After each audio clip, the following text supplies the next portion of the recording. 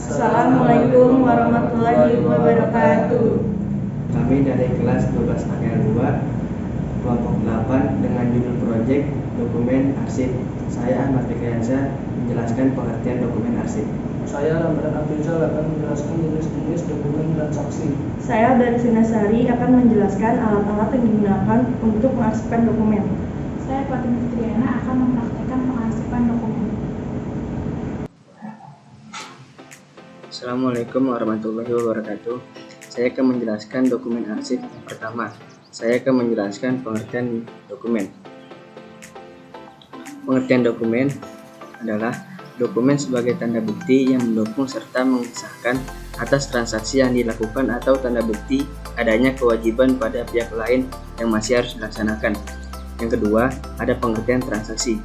Pengertian transaksi itu sendiri adalah transaksi adalah suatu aktivitas perusahaan yang menyebabkan perubahan pada posisi harta keuangan perusahaan seperti menjual, membeli, membayar gaji, dan lain sebagainya. Administrasi transaksi adalah suatu kegiatan mencatat berbagai perubahan posisi keuangan dari suatu perusahaan secara kronologis dengan metode tertentu. Yang ketiga adalah ada perusahaan arsip.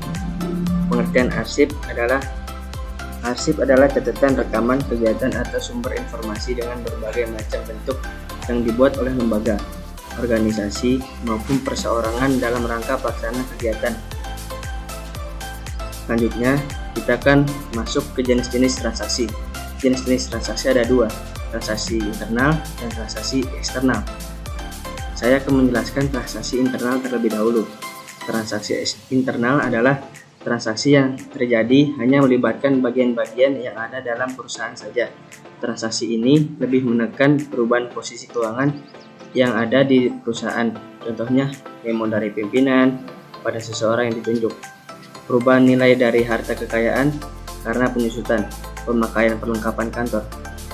Yang kedua, sebelum masuk yang kedua, saya akan menjelaskan transaksi internal. Jadi transaksi internal itu transaksi yang melibatkan pihak dalam perusahaan. Selanjutnya, kita akan masuk ke jenis transaksi eksternal. Transaksi eksternal adalah transaksi yang melibatkan pihak dari luar perusahaan, contohnya pembayaran utang piutang, transaksi penjualan, dan transaksi pembelian dan lain sebagainya. Transaksi eksternal, jadi transaksi eksternal itu transaksi yang melibatkan perusahaan dengan pihak luar perusahaan. Setelah saya menjelaskan jenis-jenis transaksi, saya akan menjelaskan bukti transaksi. Bukti transaksi adalah bukti tertulis atau bukti terjadinya kegiatan transaksi dalam bisnis perusahaan.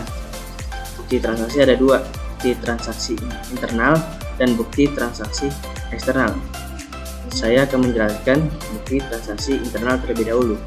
Bukti transaksi internal adalah bukti pencatatan kejadian yang ada di dalam perusahaan, umumnya berupa memo dari pimpinan kepada orang yang ditunjuk. Yang kedua, bukti transaksi eksternal. Bukti transaksi eksternal adalah bukti transaksi yang terjadi dengan pihak luar perusahaan. Saya akan menjelaskan jenis-jenis dokumen transaksi, antara lain yaitu 1. Kwitansi. Kwitansi adalah bukti transaksi penerimaan uang atas pembayaran suatu barang atau yang lainnya. Berikut adalah contoh kwitansi. 2. Faktur. Faktur adalah perhitungan penjualan barang yang dilakukan secara kredit yang dibuat oleh penjual dan diberikan kepada pembeli. Berikut adalah contoh faktur. 3. Nota debit. Nota debit adalah perhitungan atau pemberitahuan yang dikirim perusahaan atau badan usaha kepada konsumen bahwa akunnya telah didebit dengan nominal atau jumlah tertentu. Berikut adalah contoh nota debit. 4. Nota kredit. Nota kredit adalah pemberitahuan atau perhitungan yang dikirim perusahaan atau badan usaha kepada pelanggan bahwa akunnya telah dikredit dengan nominal atau jumlah tertentu. Berikut adalah contoh nota kredit. 5. Cek. Cek adalah surat perintah yang tidak bersyarat pada bank untuk membayar sejumlah uang tertentu saat waktu surat tersebut diserahkan kepada bank, lalu ditandatangani oleh pihak yang menjadi nasabah suatu bank serta memiliki simpanan bank tersebut dalam bentuk giro. Berikut adalah contoh cek. 6. Bukti memorial. Bukti memorial adalah bukti transaksi yang dikeluarkan oleh pimpinan perusahaan ataupun orang yang diberi wewenang pada kejadian-kejadian yang berlangsung di dalam internal perusahaan dan pada umumnya terjadi pada akhir periode seperti memo untuk mencatat gaji para pegawai yang masih dibayar. Berikut adalah contoh memorial. 7. Bukti kas masuk. Bukti kas masuk adalah bukti transaksi atas peristiwa penerimaan uang yang telah dilengkapi dengan buktinya, contohnya kwitansi dan nota.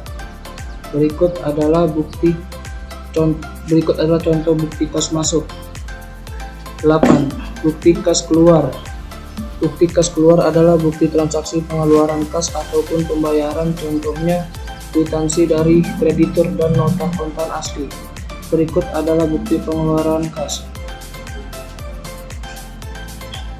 Setelah kita menjelaskan jenis-jenis dokumen transaksi, saya akan membacakan manfaat dan fungsi dokumen arsip. Manfaat dan fungsi dokumen arsip yaitu dapat mengetahui pihak yang bertanggung jawab atas terjadinya transaksi, menjadi media yang berisikan data informasi keuangan sebagai dasar untuk pencatatan akuntansi, dapat mengurangi kemungkinan kesalahan dengan cara menyatakan transaksi dalam bentuk tulisan, dapat menghindari duplikasi pada pengumpulan data keuangan. Di sini saya akan menjelaskan alat yang digunakan untuk mengarsipkan dokumen. Di sini ada Maxnal Hektar. Maxnal Hektar fungsinya untuk memasukkan atau menaruh dokumen yang akan diarsipkan. Lalu di sini ada perforator. Perforator digunakan untuk membolongkan bukti-bukti transaksi. Lalu di sini ada kertas HPS. Kertas HPS fungsinya untuk membatasi bukti-bukti transaksi yang berbeda jenis. Dan terakhir ada printing dan juga ada pulpen. Saya akan mempraktikkan cara mengarsipkan dokumen. Ada beberapa dokumen yang memang harus diarsipkan. Pertama-tama, kumpulkan beberapa dokumen terlebih dahulu. Di sini saya sudah menyiapkan beberapa dokumen yang telah dipisahkan berdasarkan transaksi. Di sini ada cek, nota kredit, kwitansi, memo, bukti kas keluar, faktur, nota debit, nota kontan, dan juga bukti kas masuk. Saya akan memberikan contoh untuk kwitansi. Di sini saya sudah menyiapkan dokumen kwitansi dan tertera tanggal 8 Juli 2021, yang berarti dokumen transaksi ini ditaruh di paling bawah. Selanjutnya dilanjut dengan 6 Agustus 2021, 12 November 2021, dan juga 14 Desember 2021. Setelah semua dokumen transaksi dipisahkan berdasarkan jenisnya dan masing-masing diurutkan berdasarkan tanggalnya, kemudian dokumen-dokumen ini kita masukkan ke dalam Maxnal Hektar. Di sini saya akan mencontohkan cara memasukkan dokumen ke dalam map ini dengan benar. Pertama-tama kita lipat dua seperti ini agar memudahkan dalam proses pembolongan. Setelah itu kita paskan dengan perforator.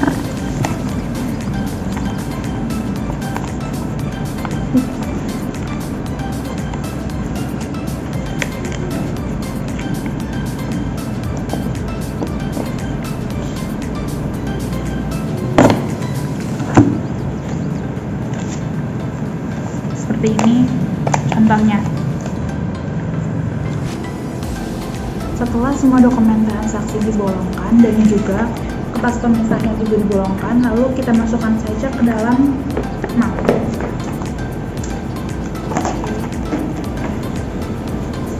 Maka hasil akhirnya akan seperti ini. Lalu kita taruh saja di tombol. Ini hasil yang sudah rapi. Seperti ini ya.